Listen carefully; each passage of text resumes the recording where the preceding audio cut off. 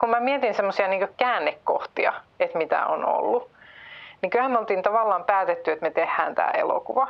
Mutta se tuntui mahdottomalta. Se tuntui mahdottomalta, mutta sitten kun me oltiin Amuri Helmessä siellä kahvilla, mä katsoin tonne pöytään, viereiseen, vähän se kauempana vaan pöytään. Mä katsoin, että jos mä rajaan tän, näin, tuolla on elokuvaa. Siellä tapahtuu elokuvaa. Niin. Henri niisti nenäänsä siellä. Niin.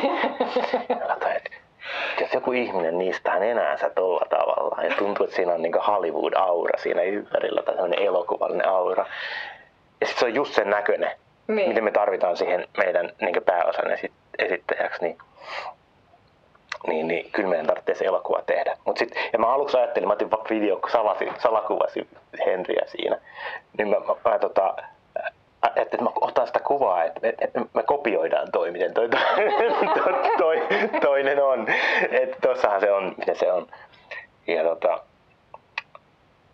no sitten niin Mari oli onneksi taas järkevä meistä ja sanoi, että ei, että sinänsä meidän näyttelijä on, että ei kukaan kopioi, että niin hienosti toi niin osaa olla. Ja että sun pitää nyt mennä kysymään sitä.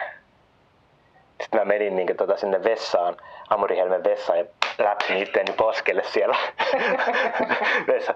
Kyllä mä uskallan mennä kysymään. Ja mistä tuli sieltä vessasta ja käveli sinne Henrin luo ja kysyin, että ootko ikinä miettinyt, että näyttelisit elokuvassa?